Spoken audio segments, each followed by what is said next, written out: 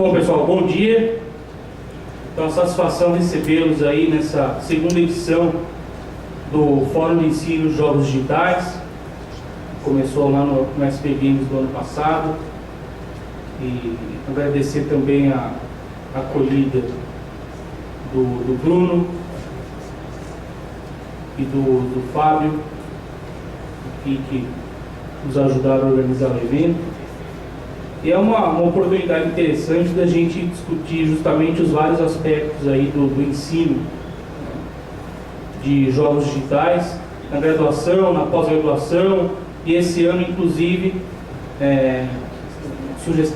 duas sugestões bastante interessantes que nós acolhemos e geraram duas mesas bacanas, uma voltada aos cursos livres e outra voltada ao ensino técnico de jogos, que é uma das modalidades dentro da educação profissional brasileira. A propósito, eu sou o professor Alan Carvalho, que organizou aqui o evento, né? Nós teremos ao longo do dia 4 mesas. A primeira começa agora, vai tratar da pesquisa acadêmica nos cursos de jogos digitais e na pós-graduação. A Lei de Diretrizes e Bases da Educação Nacional preconiza que a educação superior tem como uma de suas finalidades incentivar a pesquisa e a investigação científica. E o próprio SP Games é uma das manifestações da comunidade acadêmica de jogos digitais para a divulgação dos resultados de pesquisas acadêmicas desenvolvidas primariamente em cursos de graduação e pós-graduação. Essa mesa tem como finalidade principal discutir como é desenvolvida essa pesquisa, seja na graduação, na pós, ou em alguns casos com a interação entre os cursos nessas duas modalidades da educação superior. Para isso, então, eu vou chamar inicialmente aqui o professor Alexandre Santaella Braga, da PUC São Paulo, FATEC São Caetano do Sul, Faculdade Impacta e ESPM.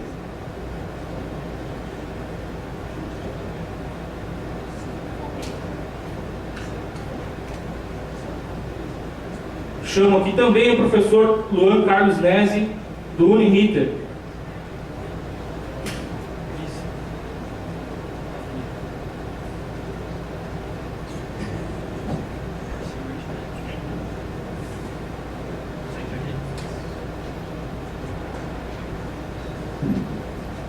Também chamo aqui a professora Linha Alves, da UNEB.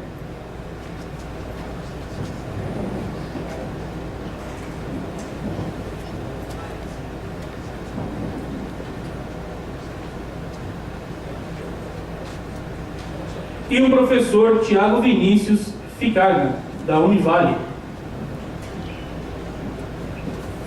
que foi abduzido pelo jeito. Ah, tá aí, tá chegando, muito bom.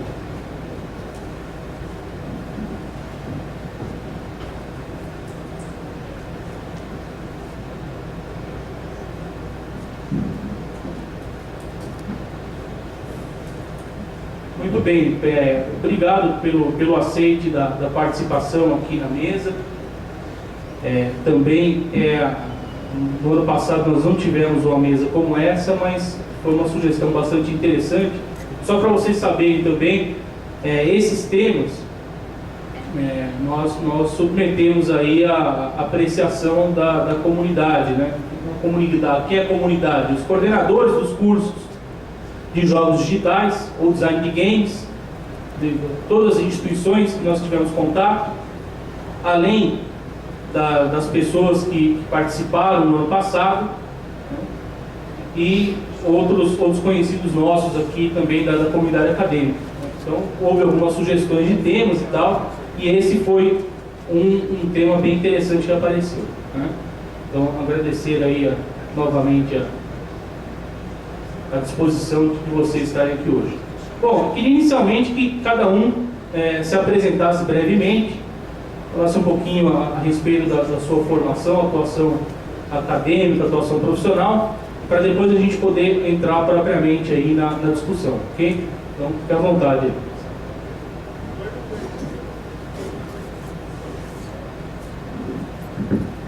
Bom dia a todos, meu nome é Thiago Ficarga. acompanha, eu sou coordenador do curso de design de jogos e entretenimento digital da Univale Balneário Camboriú, Santa Catarina. Eu coordeno o laboratório de desenvolvimento experimental de jogos lá, trabalho com desenvolvimento de game há aproximadamente 10 anos. E a gente desenvolve todo tipo de trabalho lá, desde hardware game até agora o projeto para realidade virtual.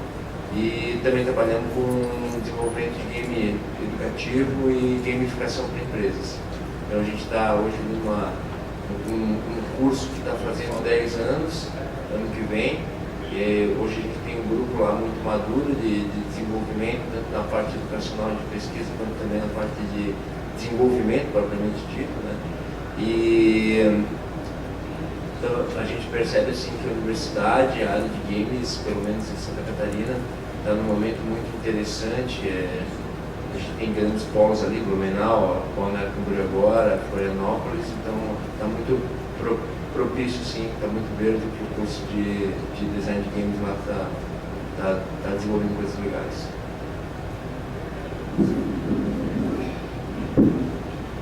Bom dia, meu nome é Linha Alves, por enquanto eu sou professora da UNEB, eu estou indo em breve para a UFBA, com o mesmo desafio que eu tive na UNEB. Primeiro, quero dizer que é um prazer estar aqui e parabenizar pela organização do fórum e também do SP Games aqui em Curitiba. Então, na verdade, a história de pesquisa, ensino e desenvolvimento de games na Universidade do Estado da Bahia, ela começa em 2002, quando a gente cria um grupo de pesquisa chamado Comunidades Virtuais, que depois virou um centro de pesquisa em 2015, por conta da ação e tal. E aí é a partir dessa trajetória, com as pesquisas que foram desenvolvidas em nível de mestrado e também com os alunos da graduação, e com a realização de 2 cursos de especialização em Game Design financiado pela FAPESM, que nasce o curso de graduação tecnológica em jogos digitais. Na verdade, é o primeiro curso em uma universidade pública estadual nessa área. Eu, junto com o professor Murilo, na verdade o Murilo Borato, que está chegando daqui a pouquinho, é o coordenador, eu sou a vice-coordenadora, né? Iniciamos esse curso, a primeira turma começou esse ano e estamos vivendo os reveses de ter um curso de graduação na área de games já. A gente também percebe a importância desse curso para o Estado, porque nós tivemos ao longo desses anos um crescimento de desenvolvedores independentes, também tivemos o crescimento da demanda dessa indústria lá na Bahia, e agora, recentemente, no primeiro edital da Ancine para jogos digitais, a Bahia aprovou o jogo Árida, né? Ele vai estar aqui em alguns momentos, acredito, no SP Games.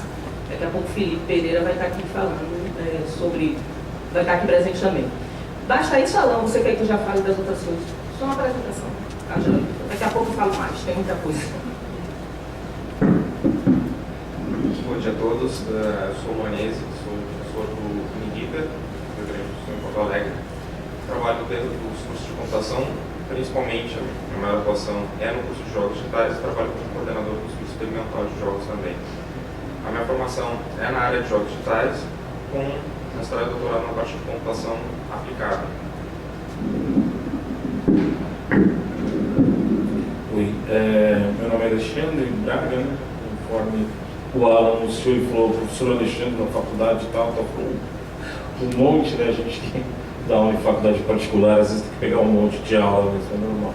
Mas em todas que eu atuo é sempre na mesma área, né? De jogos digitais. E falar um pouco mais da minha experiência na PUC, que é onde eu estou há mais tempo, né? Na PUC de São Paulo. Também foi o único curso superior de tecnologia da PUC de São Paulo, né? Que é o curso superior de jogos digitais. Já estamos com 10 anos, esse curso já existe, vai fazer 11 agora, né? Já vai ser a 11ª turma que vem.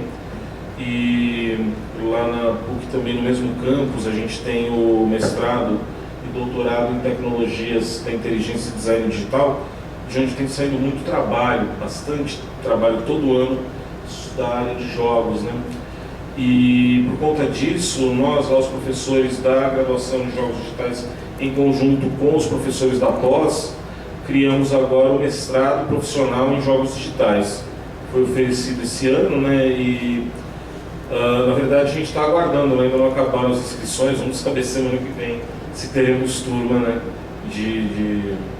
já do que seria talvez, né, o primeiro mestrado especificamente na área de jogos, né? E, bom, aí a gente vai falar um pouco mais sobre a pesquisa, né? Minha formação é em comunicação, né? Meu mestrado, doutorado também em comunicação e semiótica, mas sempre procurando, né? Sempre procurei fazer discussão aí na área de design e design de games, né?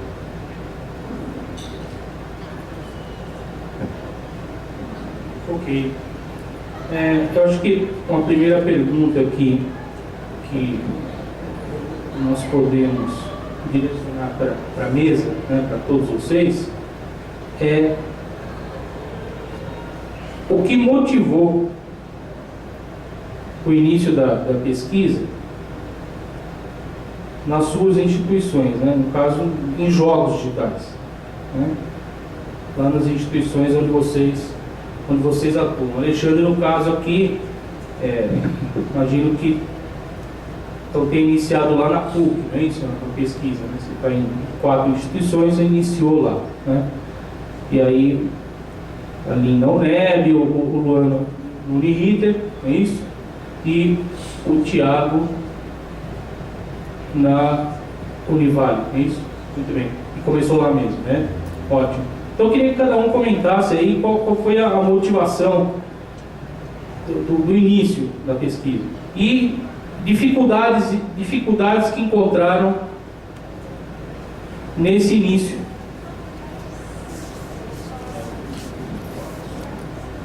Bom, acredito que a motivação, né, para a pesquisa na área de jogos foi, acho que uma coisa natural aí do início da década de 2000, todo mundo que estava pesquisando hipermídia, pesquisando design de mídias digitais, começou a perceber o potencial, o crescimento, não só da parte tecnológica, como também a influência que os jogos começaram a fazer em diversos tipos de interfaces, de interações. A gente ainda não tinha o termo, né, gamificação tão difundido, mas já se percebia esse tipo de trabalho sendo já introduzido em empresas, enfim, já sendo discutido na universidade. Então acho que foi um processo natural, né, a pesquisa de quem já estava envolvido com hipermídia, mídia digital, acabar também se interessando e explorando mais o universo aí dos jogos digitais. Uma coisa que eu até pensei quando você falou em dificuldades, é uma coisa que vem já, não diria nem me incomodando, mas vem me parecendo um desafio, conseguir fazer com que a pesquisa de jogos seja uma pesquisa especificamente da área de jogos, porque o que eu vejo muitas vezes é que o jogo ele aparece como uma espécie de um veículo para que algo possa ser realizado, né? Por exemplo, eu estou também, além dessas 4 instituições que o Alan falou, também sou professor colaborador na Federal do ABC, né? Eu oriento mestrado lá e pego um orientando por ano, eu sou só colaborador, né? Eu não tenho vínculo com eles, mas uma vez por ano lá um orientando acaba vindo para mim. Normalmente quem está querendo desenvolver alguma coisa na área de jogos que eles me chamam, né? Então a gente está terminando agora a orientação de um aluno lá que fez sobre Serious Games, e como o programa lá na Federal do ABC é sobre inovação, então ele fez um jogo para ensinar conceitos de inovação. Só que toda a fundamentação teórica do trabalho dele é sobre inovação, e aí o jogo aparece como uma ferramenta para você ensinar inovação. Então, algumas bancas que eu participei também lá na PUC, lá no nosso programa de tecnologias da inteligência, sempre tem algum trabalho que envolva jogo. Eu vejo que é isso. Existe uma fundamentação teórica sobre algum tema, existe uma discussão, aprofunda-se algum tema, e o jogo vem como uma maneira de tornar o acesso a esse tema viável, né, por meio das interações do jogo. Mas é raro você ver alguma coisa, uma pesquisa propriamente, né, procurando observar o jogo pelo jogo, né, uma coisa. A gente vê bastante artigo no SB Games, né, por exemplo, né, com esse tipo de temática, né? Mas na pós-graduação eu tenho visto menos. Eu vejo, talvez uma questão seja o fato de que o programa não é especificamente de jogos. Por exemplo, para mim, eu fiz uma comunicação, eu fiz sobre jogos, só que daí meu orientador, a banca de qualificação, todo mundo falava, olha, tem que ter comunicação. Então o que acabou acontecendo? Eu fiz um trabalho sobre comunicação e o estudo de caso foi os jogos. Inclusive na minha qualificação o pessoal falando, não, isso aqui, história dos jogos, não importa isso. Eu assim, não, mas era isso que eu queria falar. Então acaba acontecendo, né? Eu acho que, como você perguntou, a dificuldade, o principal desafio, pelo menos na pesquisa, eu tenho visto que é esse, né?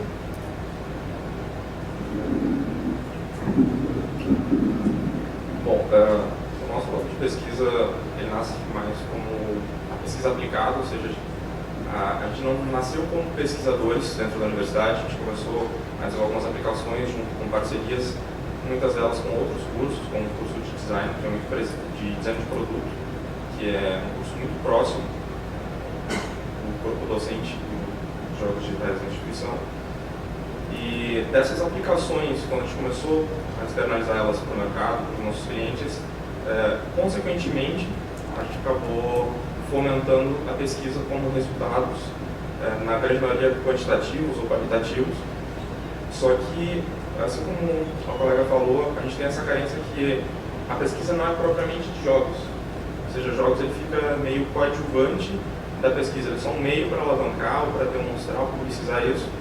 Tanto que a própria literatura de jogos em si, ela é carente. Eu acho que todos nós aqui, que minimamente compramos algum livro da área de jogos, já percebeu que temos poucos livros escritos por pessoas da área de jogos. A grande maioria vem do design ou vem da própria comunicação.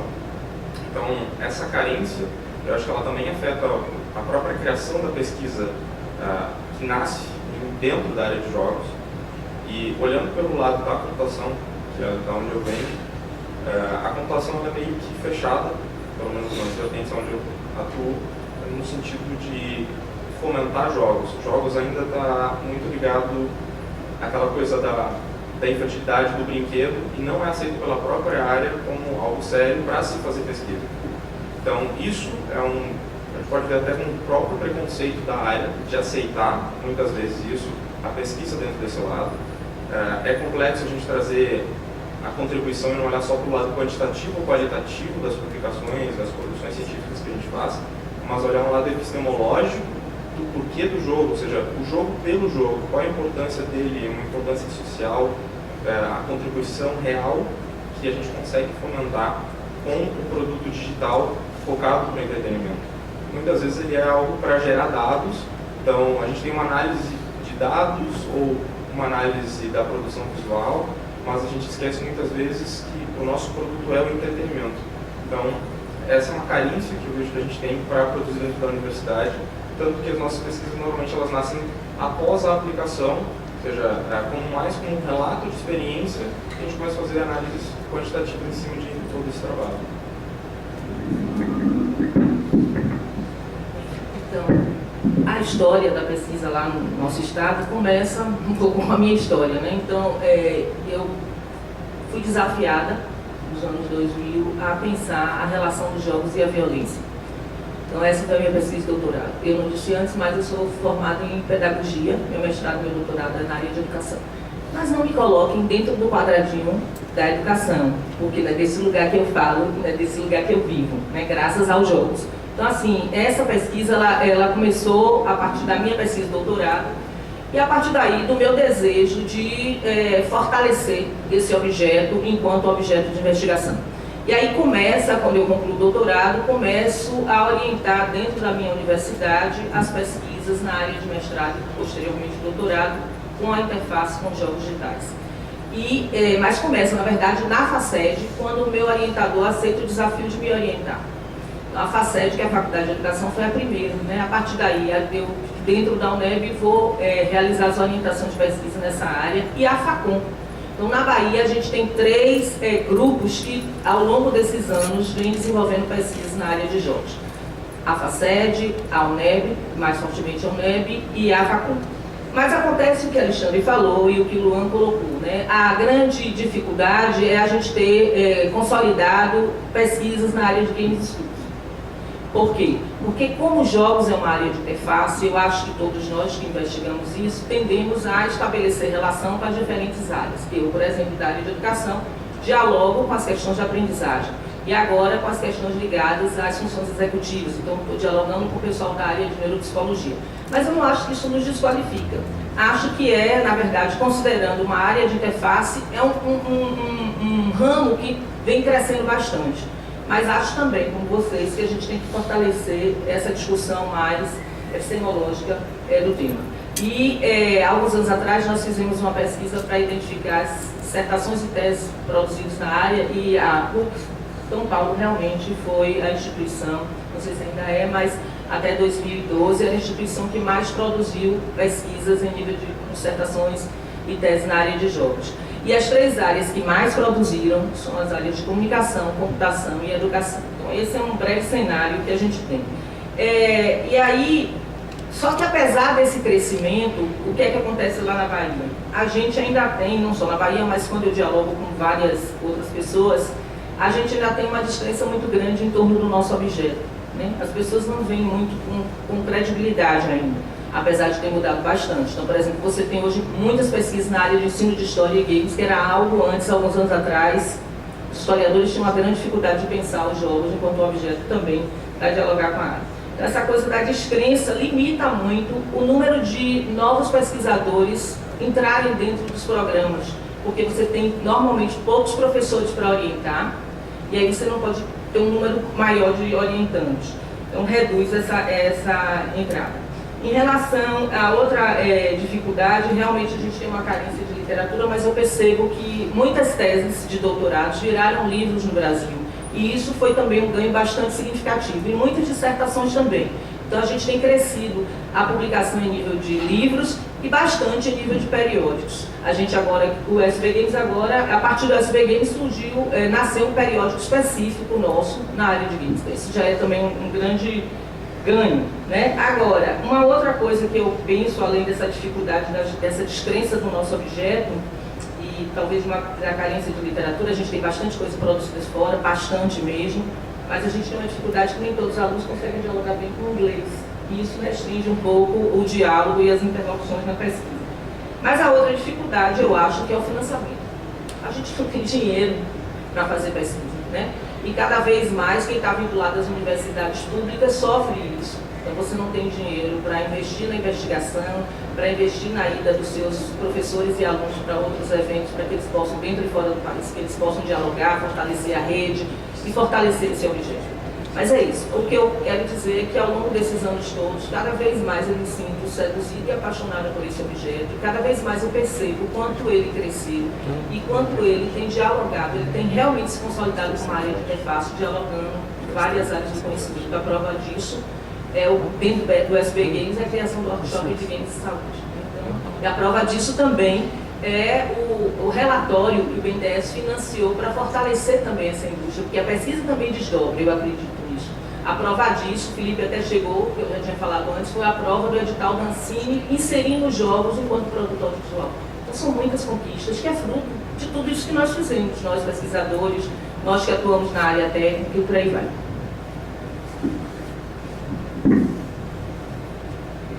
Vamos falar um pouquinho sobre aí como começou a pesquisa lá na Univale. Bom, não sei se vocês sabem, a Univale é uma universidade particular e a natureza dela é um pouco diferente. Então, na verdade, um pouco diferente lá, a gente começou a pesquisa por causa do plano de carreira mesmo. Sem pesquisa, tu não ascende no plano de carreira. Então, a universidade, ela tem um tripé, né, que é pesquisa, ensino e extensão. Então, o professor, se ele quiser se qualificar para aumentar no plano de carreira, necessariamente ele tem que ter pontuação nesses 3 itens, né? A universidade enxerga que isso é um fator motivacional para os professores produzir pesquisa, embora isso gere bastante discussão lá dentro. Então, esse foi um dos primeiros grandes motivos, né, do início da pesquisa. A gente tinha professores de diversas áreas, então, remontando um pouco a história do curso, né, 10 anos atrás, a gente não tinha professores de jogos, nós tínhamos professores que gostavam de jogos, que tinham uma grande afinidade com o assunto, mas nós tínhamos professores de computação e nós tínhamos professores de design, né? E aí, dentro dessa configuração, Hoje já não é mais assim, hoje nós temos professores formados em design de jogos, inclusive alunos egressos, né? Então isso é muito interessante, mas essencialmente a pesquisa ela começou por conta disso, né? Por causa do plano de carreira. Num segundo momento, a gente começou a criar um vínculo muito forte com a pós-graduação em educação e computação aplicada. Então aí sim, dentro da pedagogia, né? Porque é uma área que se aprofundar muito dentro das questões do jogo, né, em função, lógico, do jogo educacional, e a computação, obviamente, por conta das questões técnicas, né. Então a gente tem uma área de pesquisa muito grande, hoje mais forte do que nunca, na área de inteligência artificial, e principalmente otimização para sistemas, né. Então com esse advento aí de jogos para celular, preponderante a necessidade da otimização de jogos para esses sistemas, né? Então, dentro desse viés, a gente começou a crescer a pesquisa dentro da universidade, porque simplesmente nós tínhamos muita produção técnica e a gente viu que o caminho natural era pegar essa produção técnica e realmente começar a relatar dentro dos congressos. Mas eu concordo com a mesa que, infelizmente, a gente ainda está nessa fase de relatos, né? Efetivamente, nós não estamos produzindo efetivamente ciência. Então, não sei se vocês conhecem, caso não conheçam, eu recomendo fortemente a leitura de um site de desenvolvimento chamado Gama Sutra, que é um site onde os desenvolvedores colocam diversos artigos de toda a natureza, técnicos ou não, falando sobre game design, sobre desenvolvimento e tal. E esses artigos, normalmente, os autores desses artigos têm esses artigos técnicos, científicos publicados no Congresso americano, esse tipo de coisa. E eles também colocam nesses blogs.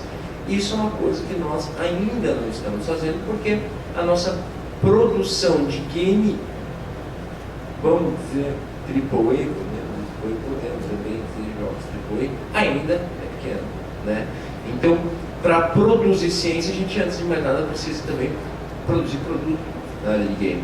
E a nossa produção de produto na área de game no Brasil, de alta qualidade, é pequena. A gente tem muita produção de game, eu quero que isso tenha que ficar claro, tá? Eu acredito que todos os cursos que estão aqui devem ter muita produção, né? Mas produção efetivamente de alta qualidade, que a gente possa dizer, não, esse produto ele pode ir para fora, pode ser exportado, esse tipo de coisa, é pequeno. E é esse tipo de produto normalmente que gera muita ciência. Quando eu falo em ciência, eu falo também em inovação, né? Não que esses produtos eles não usem técnicas adequadas, esse tipo de coisa, mas não gera inovação de uma maneira geral. Então, em função desses programas de pós-graduação, a gente começou efetivamente a trabalhar com esse relato das ciências. Outra coisa que nos fez procurar muito essa questão da produção da ciência foi captação de recursos, como da própria professora. Sem produção de ciência não tem captação de recursos, precisa ter um núcleo, a gente chama lá de núcleo docente estruturante, que é um núcleo duro do curso, que está constantemente produzindo para te conseguir ter captação de recursos. E aí, como já foi dito aqui, né? Sem captação de recursos não tem dinheiro para fazer absolutamente nada dentro da universidade. Não sei se vocês pensam isso, mas eu já ouvi alguns casos que dizem, mas você está numa universidade particular, vocês não têm problema com dinheiro. Qual é a universidade no Brasil que não tem problema com dinheiro? Né? Então, assim, hoje nós observamos, vocês devem observar o atual cenário político do país, as universidades públicas estão mal e as particulares um pouco pior, porque, no fim das contas, quem tem que captar o recurso dentro das universidades particulares são os professores que deveriam estar fazendo pesquisa e dando aula, né? Então, o cara é aquela história, né? Ele chuta, ele cabeceia, ele bate escanteio, ele faz tudo, né? E aí, de fato, toda essa situação, ela cria uma necessidade da gente produzir ciência para conseguir captar recursos para conseguir produzir mais ciência, né? A rodinha do hamster, né?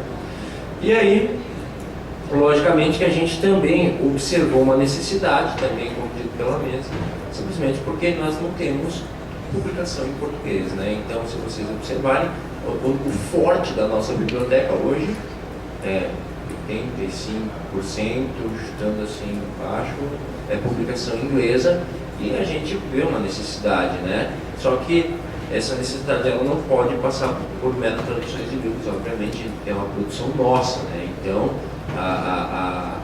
hoje o nosso curso de design ele tem um foco de contribuição de língua portuguesa para a produção técnica e científica. Então isso também tem sido.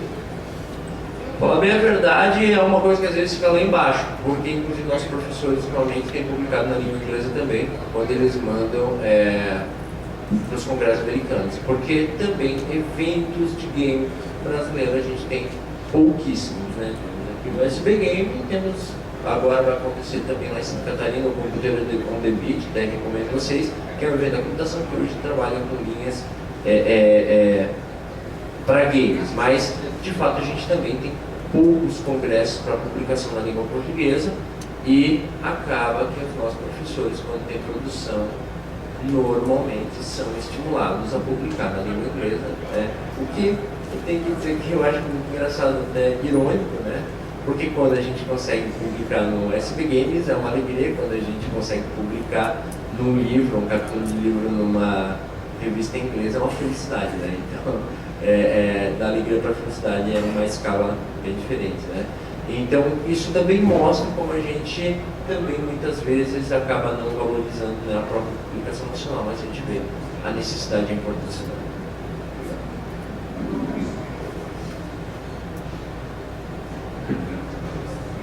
Ok.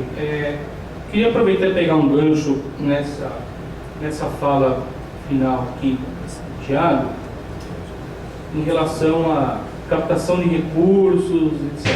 Né? Então, é uma dificuldade tanto para as instituições públicas como para as particulares, né? Para as privadas.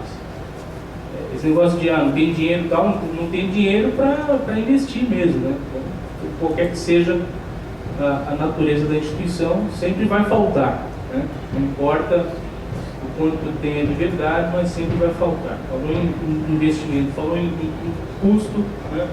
Começa a rolar as lágrimas pela face do mantenedor. Isso aí é normal, né? Acontece mesmo. Então, nesse sentido de captar recursos, e você mencionou uma coisa interessante aqui, que foi produzir ciência para poder captar recursos e tal. Mas vocês veem a possibilidade, e aí eu tenho uma opinião bem particular a respeito, da colaboração, a maior colaboração entre a pesquisa nas instituições de ensino, né, pesquisa, e as empresas, né, o setor produtivo, que às vezes é visto como uma heresia. Tem gente que acha que é o fim do mundo, você está vendendo conhecimento, essas coisas todas aí, né? Na minha opinião, não tem nada a ver, mas cada um pensa o que quer pensar. Mas como é que vocês veem isso? Você acha que é uma possibilidade? Existe espaço para isso? Vocês acham que as empresas teriam algum interesse? As instituições acreditam que sim, e as empresas, vocês acham que existe essa possibilidade?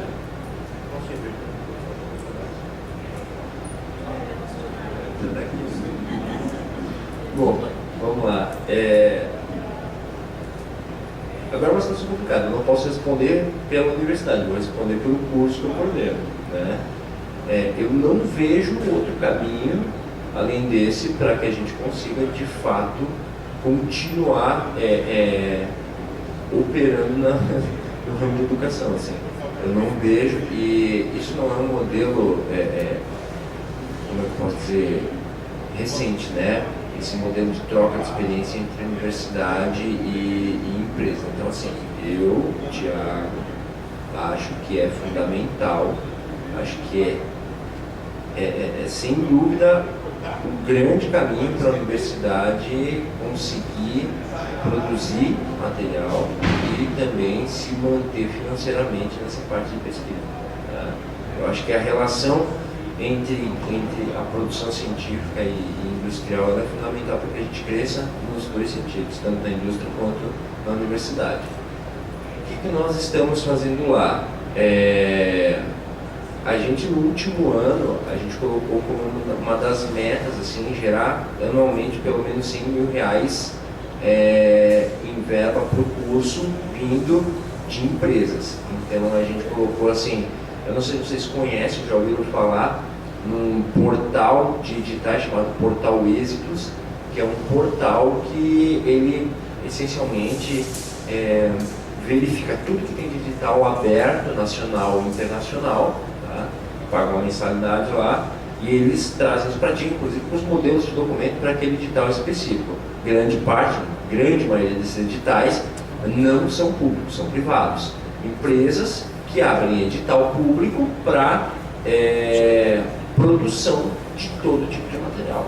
Então a gente está batendo firme nesses editais para criar parceria com as empresas, fazer a captação de recurso e, com base nisso, efetivamente alimentar nossos laboratórios, alimentar nossos pesquisadores, né, com material, com projetos, esse tipo de coisa. Então, assim, além disso, paralelamente, a gente tem uma captação normal de clientes lá, porque a gente trabalha bastante com as coisas de simulação e advergame, né, mas as verbas elas são menores do que os editais, apesar de que, mesmo sendo menores, ainda assim consegue sustentar alguns laboratórios, legal lá, e agora a gente está tentando montar o nosso laboratório de realidade virtual, lá uma bombada, a gente tem uns Rift lá, uns óculos meio velho lá, e daí a gente precisa dar uma operacionalizada no negócio, dar uma evoluída lá, e aí a gente usa as empresas e as verbas desses projetos para comprar equipamento e para pagar a bolsa, você tem o Bolsa Empresa, né? Que a empresa ela reverte parte do seu imposto para a bolsa dos alunos. Então a gente tem trabalhado nesse sentido. Então é a única coisa lá que está dando respiro. Os cursos que não têm feito isso simplesmente não tem dinheiro. Dentro da particular a gente tem isso, né? A gente tem uma verba X da fundação e existem todos os cursos da universidade. E existe na Univale em particular uma puxada de sardinha para a área da saúde. Eu não sei se nas universidades também é assim, mas assim, se precisa de um óculos de realidade virtual, precisa de um equipamento para fazer raio-x, os caras não pensam duas vezes, né?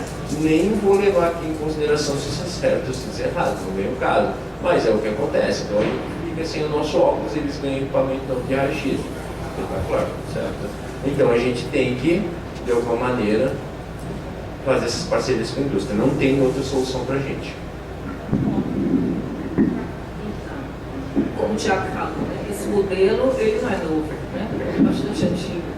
E fora do Brasil isso é muito comum. Por exemplo, eu sou apaixonada por um grupo da Universidade de São Francisco, que o meu psicólogo lá, ele desenvolve jogos para estimular as funções executivas de autistas, crianças com déficit de atenção, Parkinson e Alzheimer, e ele faz isso em parceria com grandes laboratórios. Mas, infelizmente, eu que venho de universidade pública, isso não é muito bem visto. Por quê? Porque existe um grupo que acha que fazer isso seria privatizar a universidade. Então, você tem embates terríveis. Só que a minha universidade tem um grupo que faz o embate. Só que a gente tenta, claro, obviamente, para sobreviver, dialogar com essas empresas que têm esse interesse em parceria com a gente. Claro que ao longo de todos os anos que a comunidade existe, 12 jogos são desenvolvidos com dinheiro de agência de fomento, né? Mas vivemos tempos sombrios e isso não existe mais. A nossa fundação, que era maravilhosa, praticamente implodiu. Então o que é que a minha universidade fez? Ela está criando pequenos editais ligados à graduação, ligados à pesquisa e extensão para manter alguns projetos, inclusive o nosso. Mas ao longo desses anos todos, nós também dialogamos com empresas. Nós fizemos 2 jogos financiados pelo Polo Petroquímico do Estado da Bahia. Fizemos um curso no ano passado, um curso de aperfeiçoamento com o SENAC. Então a gente vem fazendo isso por iniciativa mesmo própria nossa, para poder manter o processo de qualificação e formação profissional e que reverte, obviamente, na pesquisa. Então eu acredito que é inevitável, senão a gente não consegue continuar desenvolvendo, formando profissionais para atuar na área e, consequentemente, desenvolvendo pesquisa, porque não existe pesquisa sem dinheiro, né? Então, eu acho que esse é um bom momento para que as pessoas saibam que nós temos interesse em fortalecer essas parcerias com a indústria e, de alguma forma, trabalhar coletivamente, não só desenvolvendo produtos gamificados e jogos para vender produtos dessa empresa, mas que esse recurso ele reverta nos grupos de pesquisa para que a gente produza conhecimento novo. Mas, infelizmente, isso é muito tímido, eu não teria muito o que dizer sobre isso. Né? A gente lá na universidade vem tentando fazer isso, à medida que, sempre que alguém nos procura e que está aberto a fazer, a gente consegue estabelecer essa parceria. E também, assim, lá no nosso caso, a gente trabalhou muito com o financiamento das secretarias de educação e da cultura. Acho que também hoje vive um momento complicado.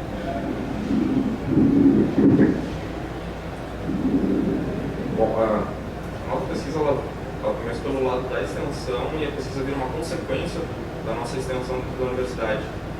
Mas eu vejo que essa parceria entre empresas e universidades, ela não diria vital, mas ela inevitavelmente deve acontecer. Porque a gente tem dois lados. A academia ela não necessariamente quer produzir jogos, ela produz jogos para produzir a pesquisa em si dos seus jogos. Mas o nosso mote principal não é o jogo em si, a produção de jogo, é a produção da ciência sobre o jogo. Então a gente tem essa separação até para não concorrer, porque nós somos distintos. Um lado trabalha com a pesquisa em si, e o outro lado trabalha com a indústria de entretenimento propriamente dita. Mas eu vejo que esse distanciamento que a gente tem entre empresas e universidade se deve principalmente no sentido que a universidade foca em publicação. Ou seja, essa é a moeda de troca hoje com o Instituto Nacional. Nós somos avaliados pela quantidade, não necessariamente qualidade, mas pela quantidade de publicação. Infelizmente a gente é avaliado dessa forma. E para a empresa, a publicação pouco importa. Essa é a realidade. Então, a empresa ela quer resultados que revertam o seu setor financeiro. E a academia quer algo que reverta para as suas publicações, para a sua produção em si. A gente tem moedas de troca diferentes e o grande desafio é que a gente conseguir alinhar esses dois interesses, seja um fornecendo dados, outro fornecendo pesquisa em cima desses dados.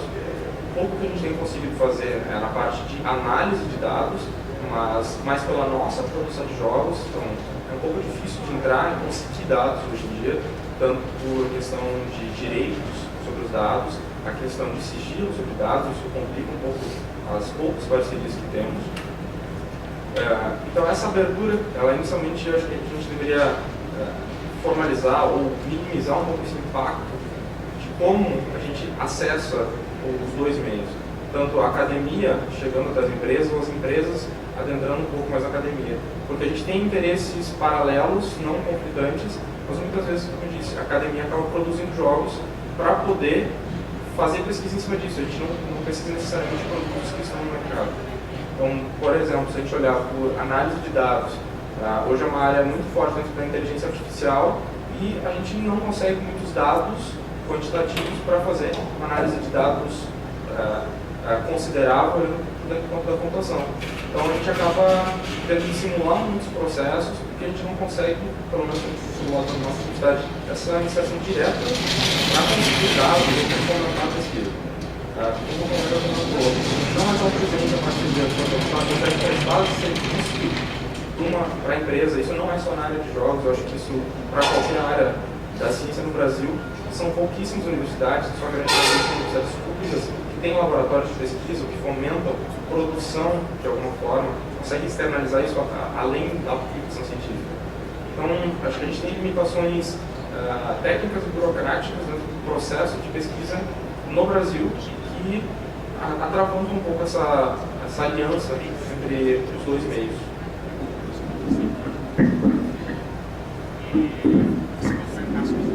Eu reitero aqui o que foi dito tanto pela professora Aline quanto realmente é uma dificuldade, né, trazer essa... Falo pela minha experiência lá na PUC de São Paulo, trazer empresas de fora para investir dentro da universidade é realmente muito complicado. Tem um problema semelhante que a gente também colocou, a PUC não é pública, mas tem todo, a PUC lá de São Paulo, pelo menos, tem toda essa relação aí que é quase como se fosse uma instituição pública, né? Lá mesmo eles falam de instituição pública, só que é particular, né? Então já tivemos ali casos, pelo menos lá no campus onde eu dou aulas, que é lá no campus do centro, né? No nosso campus ele é pequeno, tem poucos cursos, né, além de jogos digitais, tem o curso de design, de engenharia, né? e de física. Eu lembro que um professor de engenharia tinha conseguido um projeto FINEP para desenvolver o primeiro, era ultrassom no Brasil, que era um curso de engenharia biomédica, e estava tudo aprovado assim, a empresa que investiu, que ele tinha conseguido, estava tudo certo. O que não foi aprovado dentro da instituição da PUC foi barrado lá no Conselho Universitário, por motivos assim que até hoje ninguém entendeu o que aconteceu, mas também foi simplesmente não, isso é dinheiro de empresa, não tem a ver com o nosso meio, modo de trabalhar. Então, é uma situação bem complicada, apesar de que, como o professor Alan colocou, eu concordo, acho que esse é o caminho, acho que em universidades em todo o mundo se faz isso, né? Acho que no Brasil ainda, acho que isso não tem uma cultura ainda, né, dessa comunicação da empresa e universidade.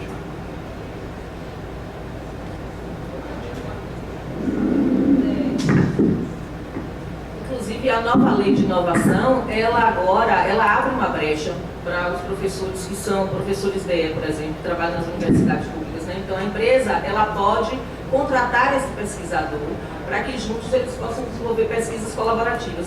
Mas é necessário que no caso das universidades públicas, né, as privadas não sei, é necessário, as privadas também precisam, é necessário que cada universidade, a partir dessa lei, ela estabeleça como é que isso vai funcionar dentro da universidade. Mas ninguém fez ainda, por conta dessa questão. Existe é uma dificuldade para que nossos colegas, meus colegas da universidade pública, eles entendam o quanto essa parceria não vai descaracterizar, nem desqualificar o processo de formação e de investigação, mas vai nos ajudar a fortalecer.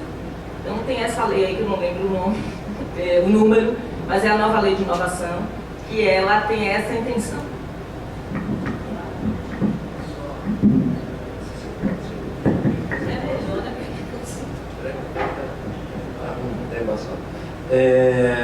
Só uma coisa que eu quero fazer uma pequena consideração aqui. A gente, há pouco tempo atrás, teve que fazer um processo lá que envolve o departamento jurídico para definir algumas questões do tipo trabalho de conclusão de curso, de quem que é o resultado, quem é o dono do produto, tá? E aí isso aconteceu por dois motivos. A gente tinha um problema do nosso TIC, nosso trabalho de conclusão chama TIC, Trabalho de Iniciação Científica, e também porque a gente estava desenvolvendo produtos, esses advergentes para terceiros e tal. E aí chegou um dos nossos parceiros lá, uma empresa, e perguntou: esse jogo, tá, eu tô comprando, ele é meu, posso fazer o que eu quiser? E aí eu falei: nem sei, né, cara? A gente só faz, né? Vamos ver isso aí com o departamento jurídico. E aí, quando o trabalho é científico, trabalho de iniciação científica, porque também teve outros professores que falaram: mas eu, enquanto orientador, eu ajudei a fazer o trabalho, então eu também tenho direito sobre ele. Aí começou uma discussão lá, uma discussão do doido lá, aí foi tudo pro jurídico, tudo uma vez só, resolve isso aí, desata sinó. E aí ficou meio que dito assim, não sei se funciona aqui também, mas imagino que a lei deve ser a mesma. O trabalho, o TIC, ele é desenvolvido da universidade. Não é nem do aluno, nem do orientador, nem de ninguém. É da universidade. E o trabalho que ele é pago pela empresa, ele é uma parceria entre a universidade e a empresa contratante, e aí precisa do contrato de cessão de direito para fazer esse uso. Ou seja, essencialmente, quando a universidade está produzindo um produto dentro da universidade e está sendo paga para isso, cada tipo de trabalho tem que passar pelo jurídico para fazer a definição do que é de quem que é o que e quem tem quantas porcentagens de cada coisa que é produzida lá dentro. Então também eu acho que isso, eu estou relatando isso assim também para a gente perceber, muitas vezes dentro da própria universidade, que eu acho que é o mesmo problema que está da PUC, né? É a burocracia, né? Então hoje a gente também tem que lutar, eu falo, todos nós professores, coordenadores atuantes, lutar pela desburocratização dentro da universidade, pela simplificação dos processos e até uma simplificação das definições de como as coisas funcionam, né? Até porque o professor, o papel dele não é ficar fazendo consulta jurídica, o papel dele é pesquisar e produzir, né? Então, nesse sentido, eu acho que a universidade, para se aproximar também do mercado, da indústria, enfim, ela precisa também ter um olhar mais caridoso sobre essas questões. Então, desburocratizar, eu acho que passa a ser também um processo bem fundamental, porque tudo que envolve empresa, tudo que envolve propriedade intelectual ainda é muito espinhoso. Então, a gente tem esse processo. Observem bem, isso não é no Brasil, eu observo o mesmo discurso dentro das universidades, principalmente americanas, onde lá a indústria já está dentro da universidade há muito mais tempo, a coisa é muito mais madura, e mesmo assim eles ainda sofrem com esse tipo de situação. É só vocês observarem o caso de grandes gurus aí da tecnologia, até o Zuckerberg, do Facebook e tal, ele saiu da universidade, que era para não precisar ter que doar ou dar parte do trabalho dele, que é o Facebook, para a universidade. Então, várias pessoas da tecnologia lá fizeram isso, porque ainda também lá também acaba sendo muito espinhoso. Então, é uma coisa que também é uma pauta interessante para a gente observar.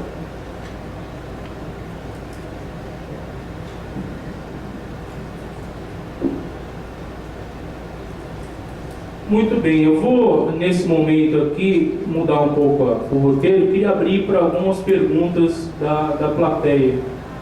Se alguém tem perguntas aqui para a mesa, pode ser para um integrante ou de forma geral para todos.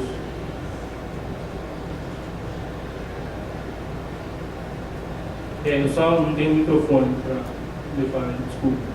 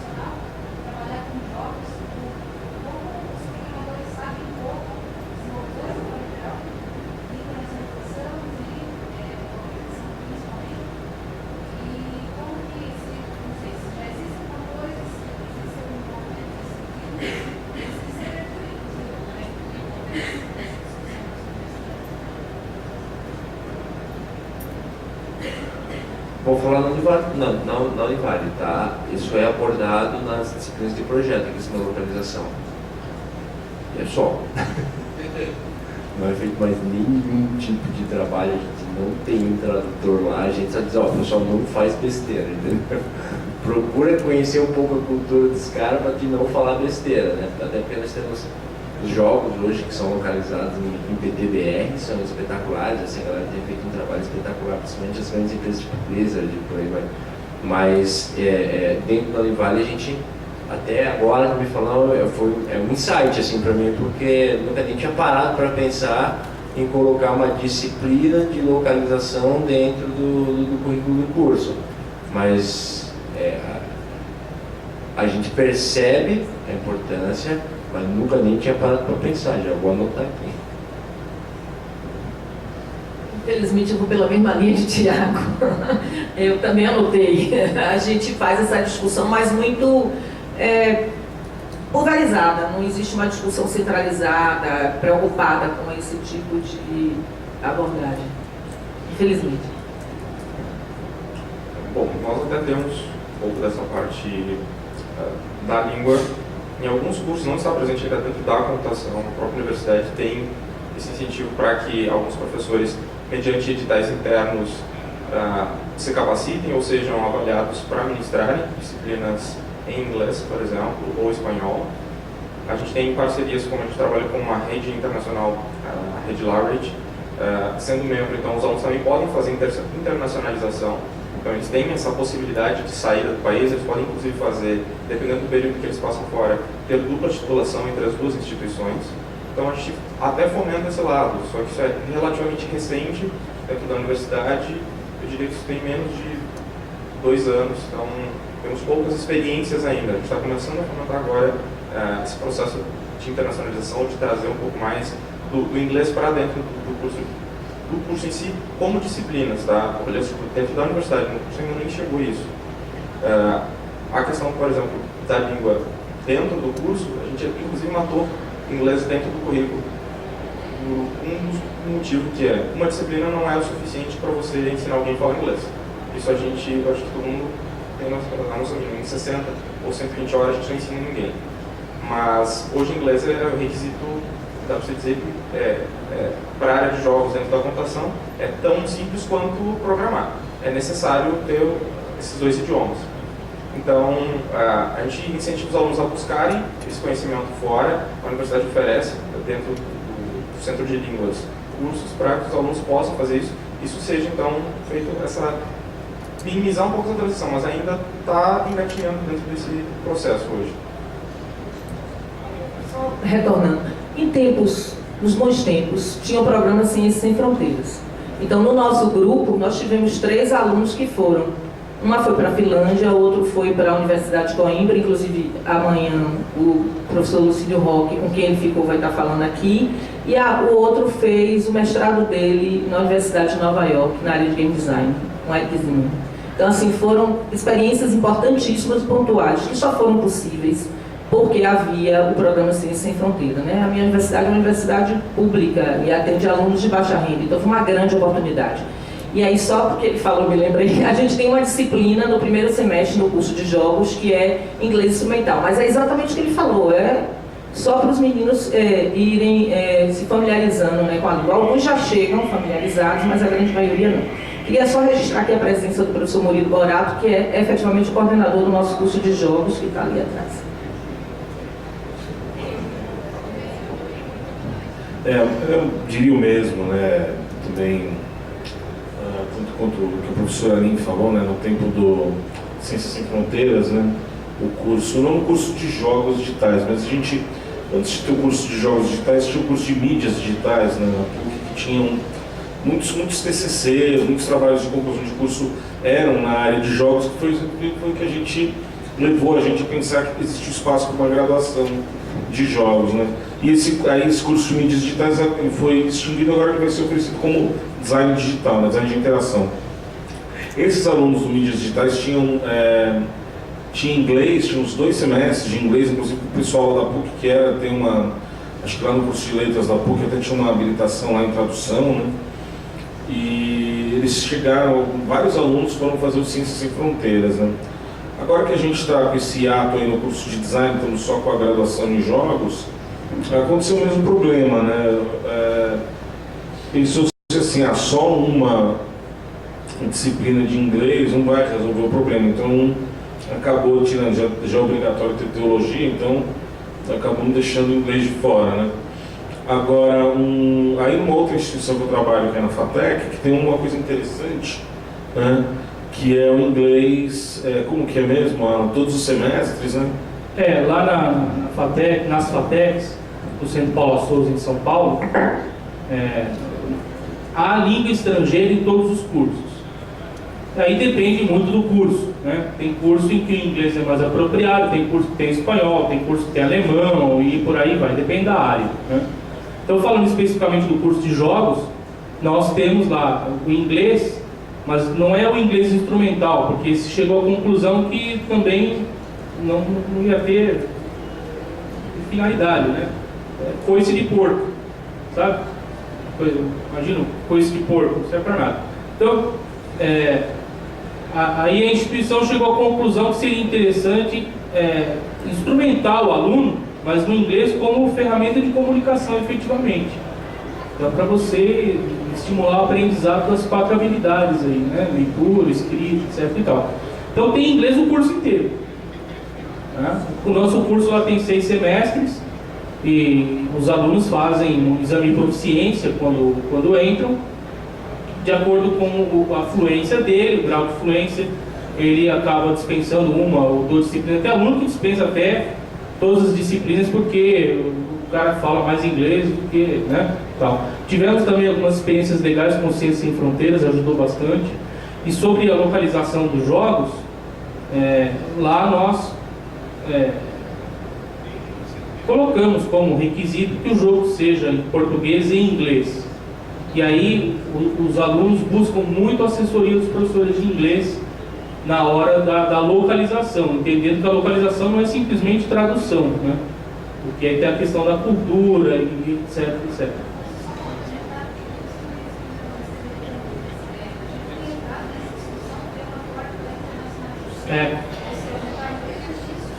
Isso.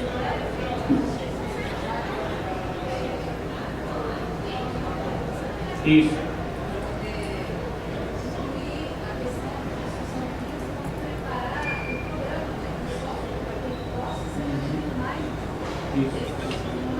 Sim.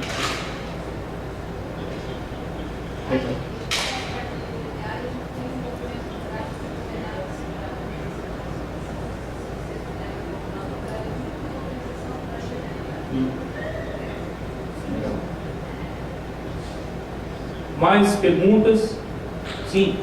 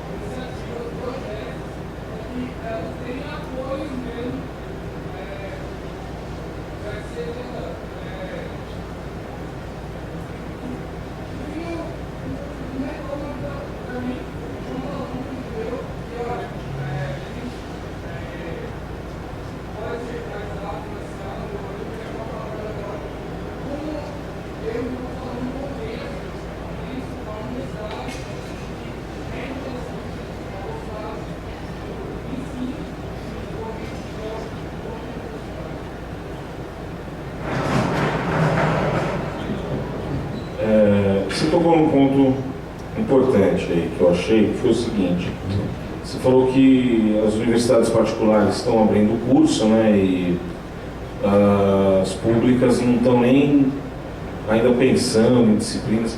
Não é geral, né? A professora Aninha acabou de falar aqui, né, que tem na universidade estadual, né, o curso de jogos, né, na FATEC também, que é estadual, lá de São Paulo também tem curso de jogos, né, então ele já está começando a aparecer, né, nas instituições, pelo menos nas estaduais, né, com esse perfil mais técnico, ele já tem aparecido esse curso, né. Agora, ele realmente tem ele está muito mais presente na instituição particular, felizmente, né, sendo sincero, né, porque é um curso que atrai muito aluno e muitas vezes você vê a instituição particular vivendo aí a receita dela, vendo as mensalidades e fala, bom, se eu abrir esse curso vai ter muito aluno, a gente vai ter mais receita, fatalmente acaba oferecendo o curso, né? Eu digo isso porque eu estava na Embi Morumbi, né, que foi a pioneira nesse curso, quando começou a primeira turma. A gente dava aula no curso de design digital e tinha muito TCC e muito trabalho sobre jogos, e aí a direção na época falou, vamos oferecer um curso de jogos, design de games que chama, né? Vamos oferecer um curso de design de games. Os primeiros 2 anos tiveram muito poucos alunos, né? De repente, a partir do 3º ano começou a entrar muito aluno, então outras instituições particulares começaram a abrir também, né? O que, na verdade, é um problema se você for considerar o quanto que o mercado realmente absorve, né? Se você fala assim, por exemplo, que nem eu vejo lá na FATEC, são 50 vagas. Se 300 alunos se inscreverem no vestibular, vão entrar 50, vai ter uma nota de corte. Agora, a gente vê instituição particular por aí, que se 300 se inscreverem, eles vão abrir 300 lugares, vão abrir 6 turmas, né? E acho que assim, você tem que ter uma responsabilidade também, que o mercado vai absorver isso, né?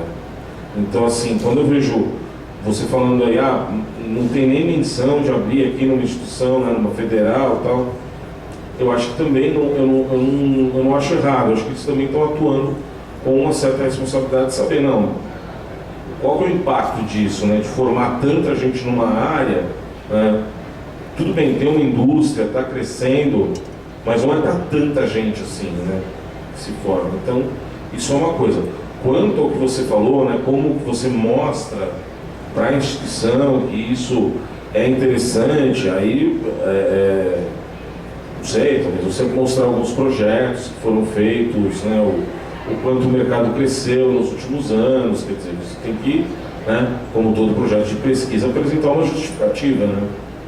Acho que começar pensando assim, por que você acha que é interessante envolver jogo na tua pesquisa, né? O que você acha que isso vai acrescentar, procurar justificar como, né, qualquer trabalho acadêmico que você fosse fazendo.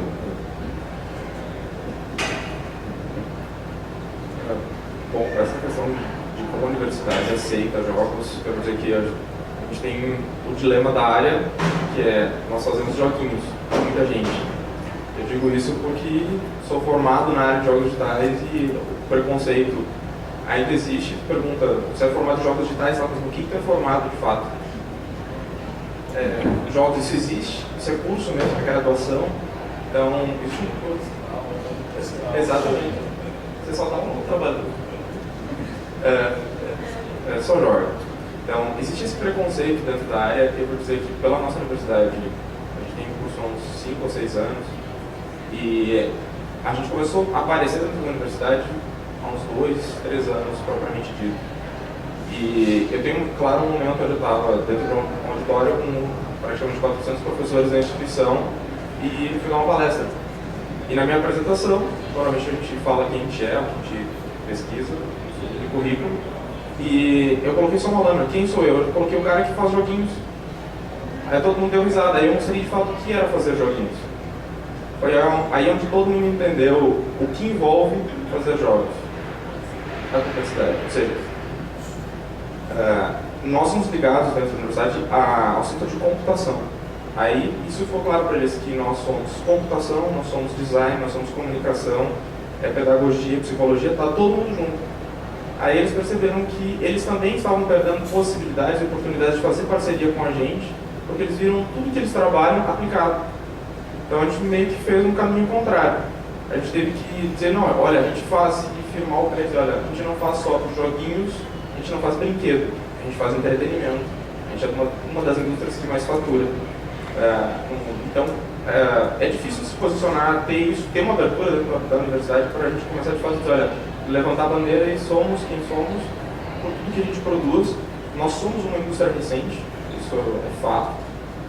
Então, essa questão também que o colega colocou sobre a quantidade de pessoas entrando no mercado, eu vejo, por exemplo, a gente entra numa turma no ingresso de 40 alunos, só que a gente não bota 40 alunos todo semestre no mercado. Normalmente a gente bota, olha, acho que as maiores turmas formadas foram 6 pessoas no semestre. É muito grande. Muita gente entra para quê? Para jogar. E você fala, os jogos que você mesmo vai fazer é jogar propriamente dito, porque não é um curso para você se entreter, para você produzir entretenimento. Então, o próprio público que entra no curso não sabe o que é o curso.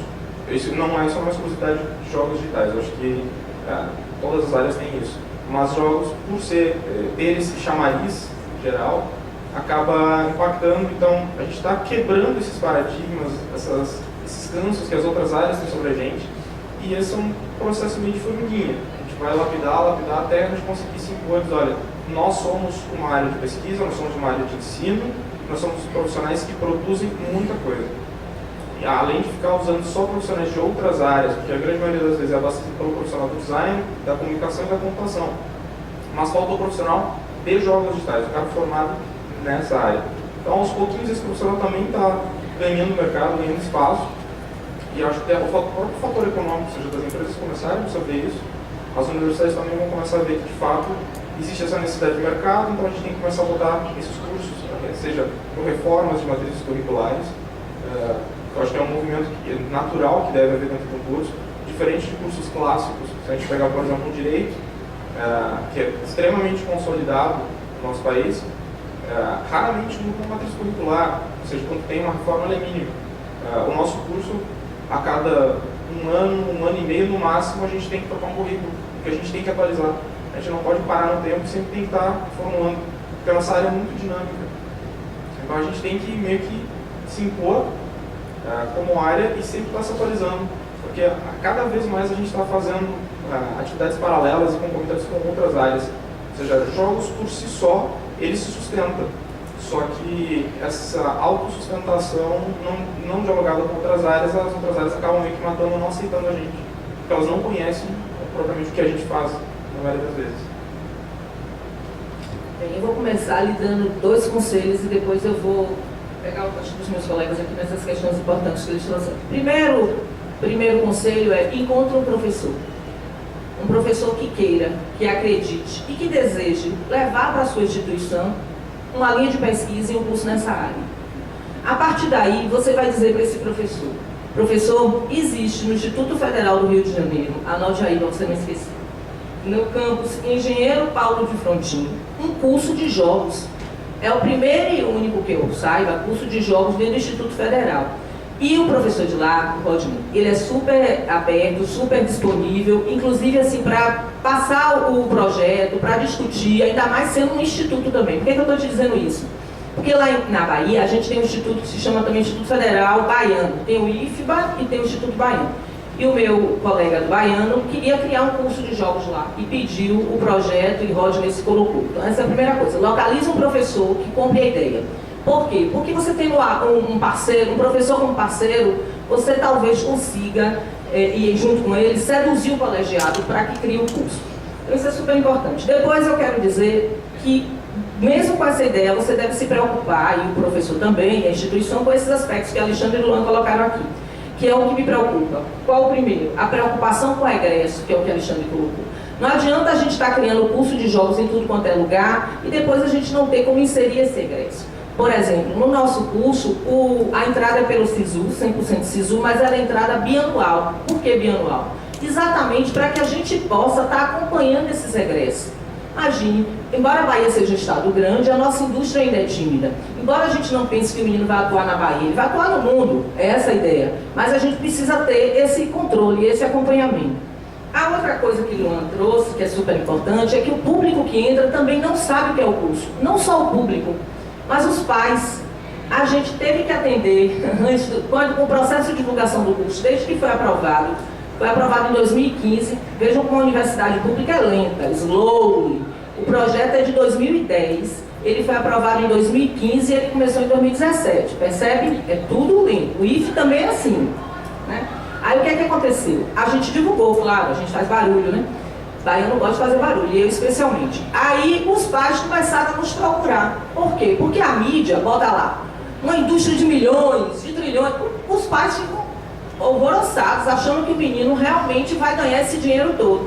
E aí o que a gente não fazia? Convidava os pais para receber. Felipe está aqui, era uma das pessoas que ele é game design e é uma das pessoas que fica lá na comunidade recebendo, orientando, explicando. Eu também faço isso, para que os pais entendam o que é efetivamente essa indústria no Brasil, o que é efetivamente esse curso de formação e quanto o menino vai ganhar.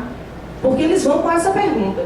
A gente criou a gente recebeu adolescentes que passaram dias lá, um passou 40 horas, o outro passou 20 horas, não foi? Ele saía de tarde, para que ele pudesse entender o que é e descobrir. Tinha um que só pensava no dinheiro.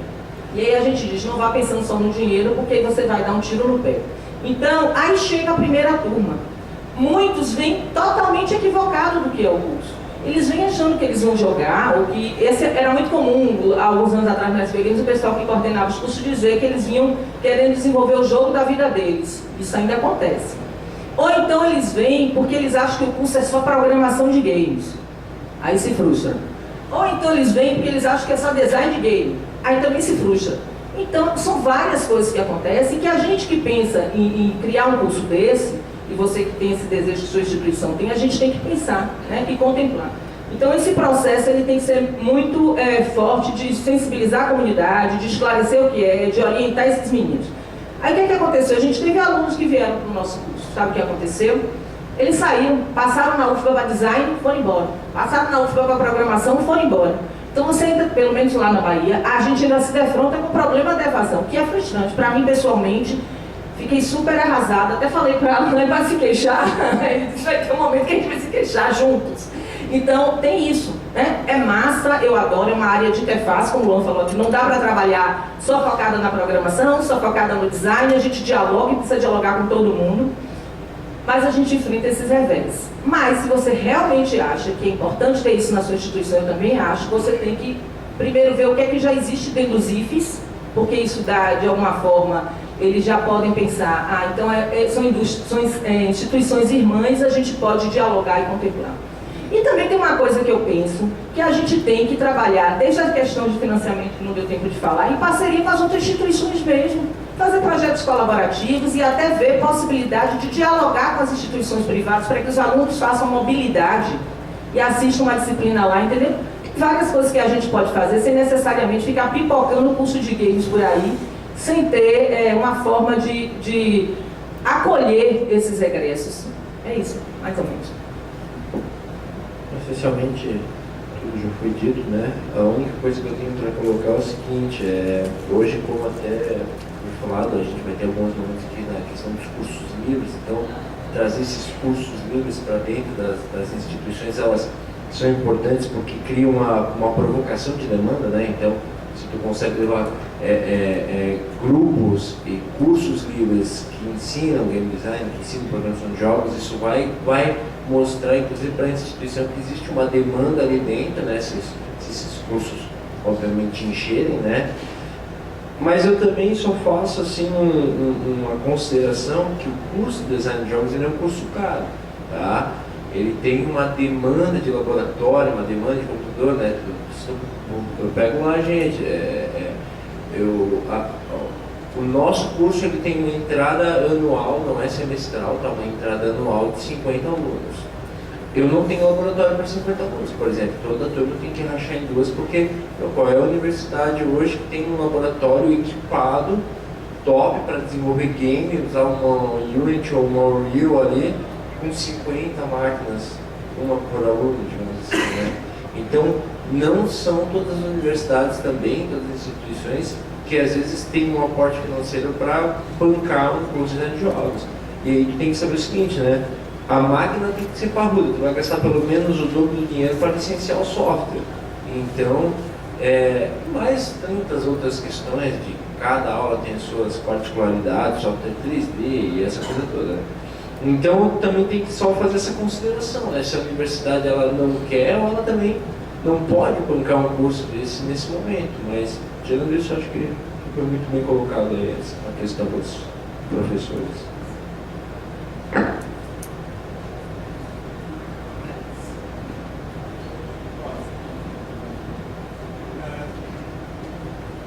A maioria das pessoas que jogam ou são adolescentes ou são jovens até 30, 35 anos. O que a gente observa que é um grande distanciamento, tanto das escolas como das universidades, para se utilizar nos jogos digitais como interface de educação.